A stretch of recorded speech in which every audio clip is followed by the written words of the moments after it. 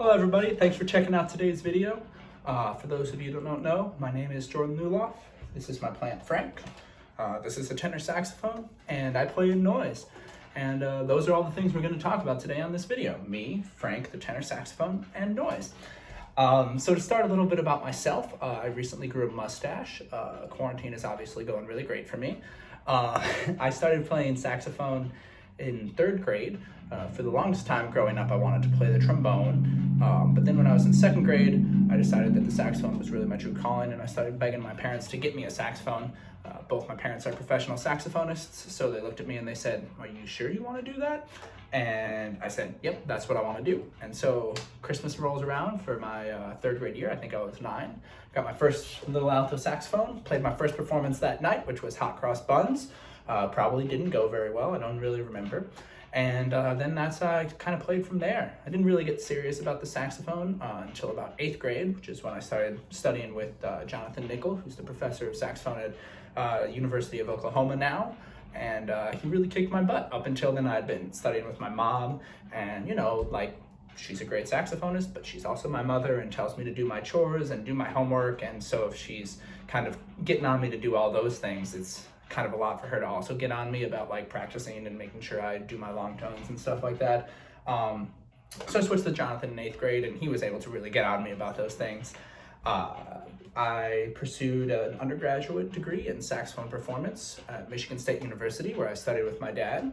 I was there for 5 years, where I did an undergrad in saxophone performance and a minor in jazz studies. I took that extra year so I could have a little bit of time to practice, get ready for grad school auditions, and I also really liked hanging out with my friends, and I wanted to do that more before I went to grad school.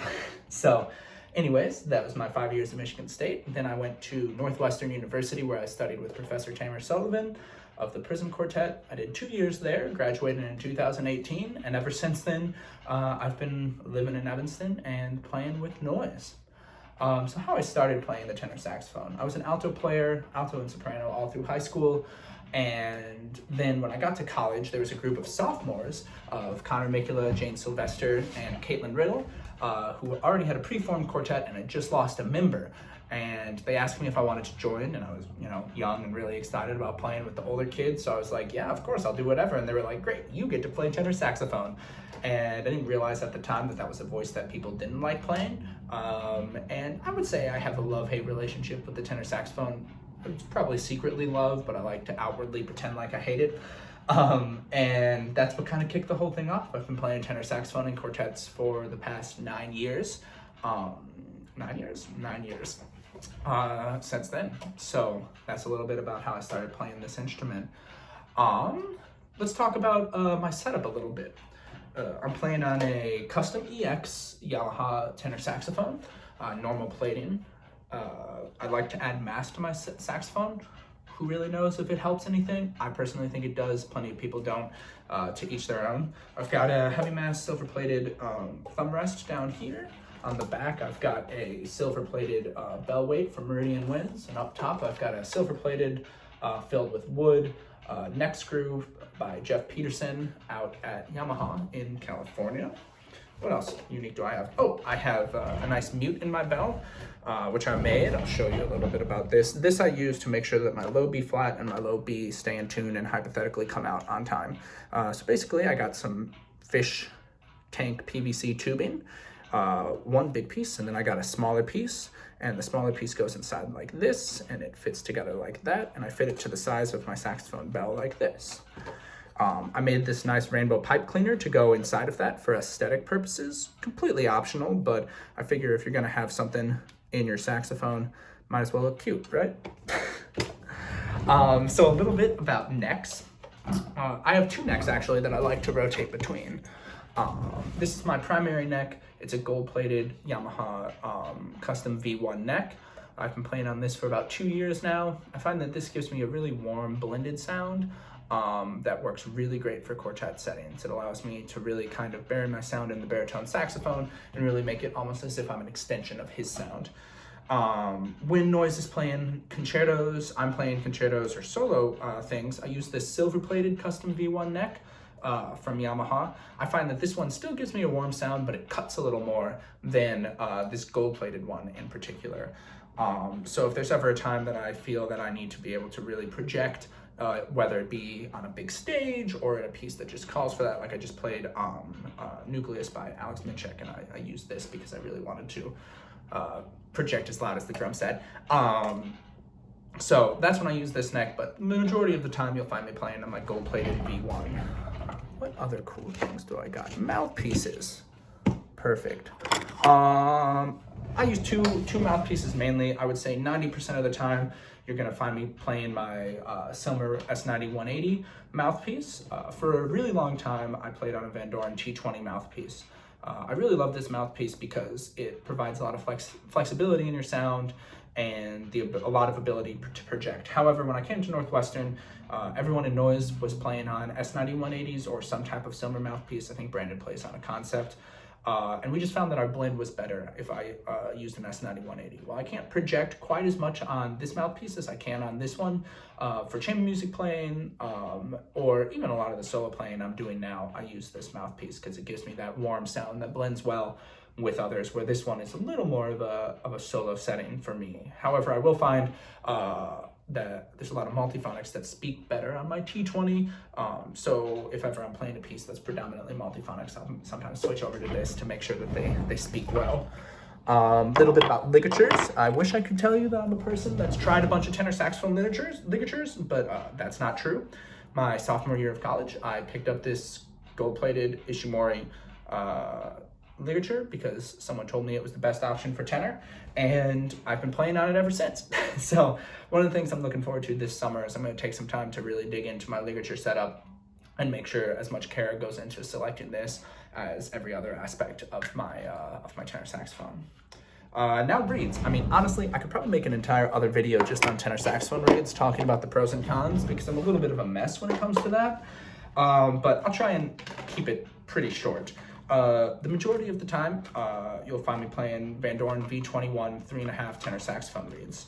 For a long time, I played Van Doren Blue Box 3.5s, but I found that they just weren't hard enough for me when I started playing the S90 180, and I wanted something with a little more tip that I could blow against. And so that's what I found in the V21s. It gives me a little bit of a bigger sound, and they're a little less finicky for me than the Blue Box. That being said, I've been switching back to the Blue Box a little bit. For a long time, I had a lot of success playing Blue Box 3.5 bass clarinet reeds on tenor saxophone. They're actually the same cut, shape-wise, so they fit on the mouthpiece the same way as a tenor saxophone reed. However, they're thicker in the tip. I don't know why, that's just the way they are.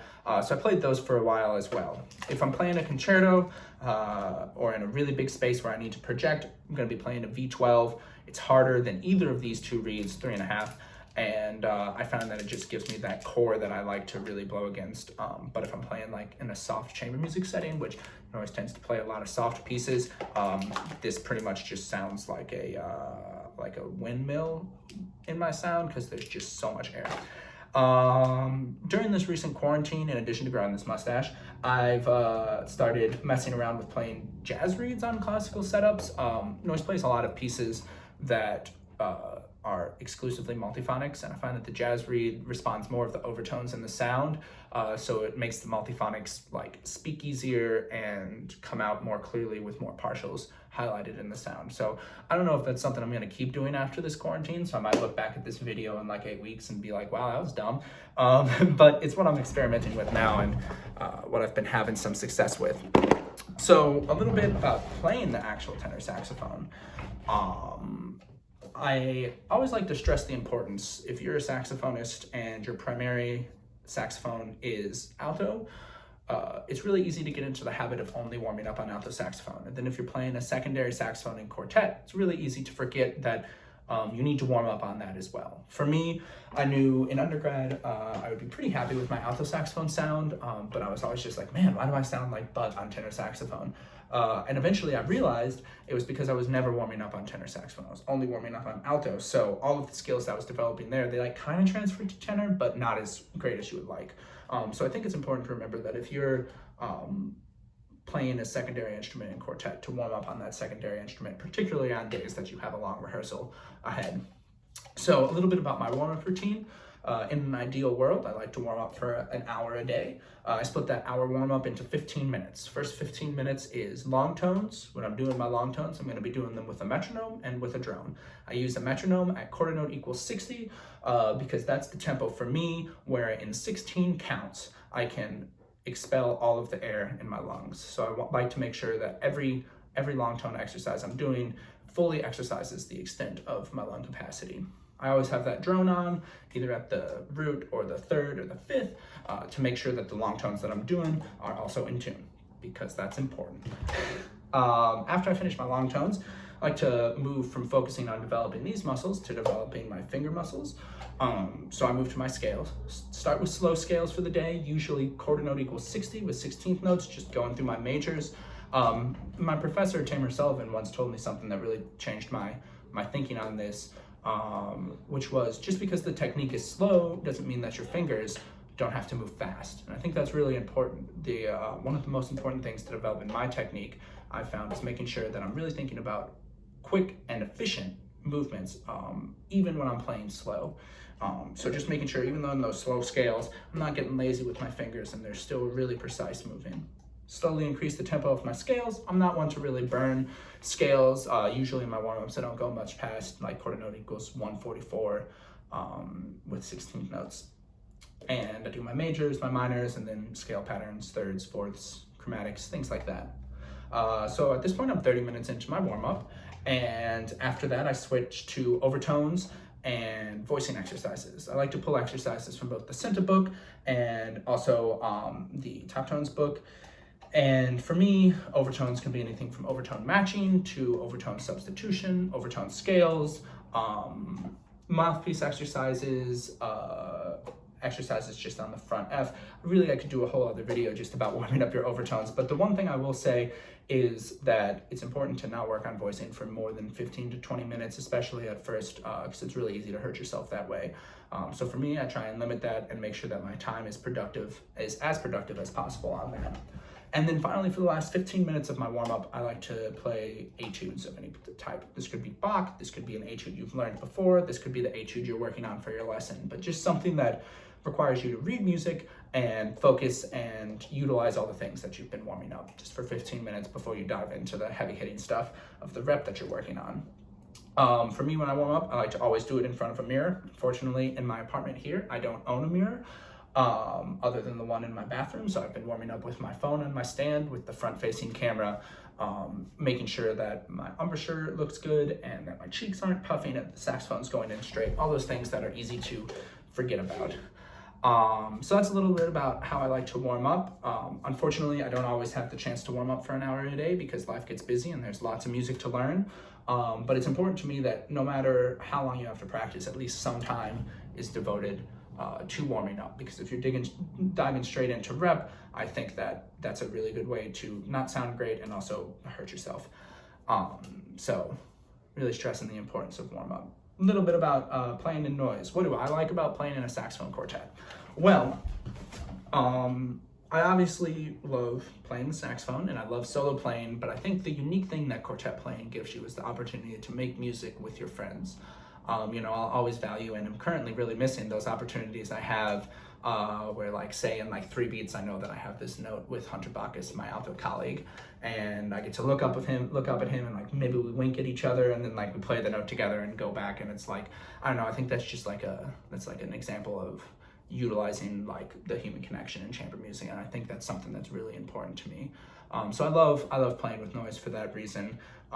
As far as my approach of playing tenor saxophone in quartet, growing up and going through school, I always heard that tenor saxophones weren't playing loud enough in quartet. Like if I would go to a master class, that was always like the first comment, and I made it my goal to never get that comment. I failed because tenor saxophone is hard to project and people have told me that I'm not playing loud enough, but I think keeping that in your head, making sure that your voice can be heard on these inner voices that are so easy to get lost, is important. And now you don't want to stand out. For me, I'm always thinking about making sure I'm projecting, but projecting within the sound of the baritone saxophone. Noise likes to think of our sound concept as a pyramid, with the baritone saxophone or Janos line, a big, thick bass. And I think Janos is talking about baritone saxophone on our social media in 2 days, so make sure you tune into that because he's awesome. So that's a little bit about what I like about quartet playing. And now that we started talking about noise, I suppose this is a good time to kind of dive into the business aspect of the group and what I do for that. So I've got 2 business jobs. Unfortunately, chamber music can't be only playing music. You'll have nowhere to play music if you don't have money and you don't get gigs. So you kind of got to be a business as well. And my job is the director of operations, number 1. So what I do for that, basically, that means that I am emailing friends, colleagues, and people I don't know, inquiring about gig possibilities. Once we get some bites on some gigs, trying to work them out date-wise so they make sense for maybe a tour, or also work with all of our day jobs.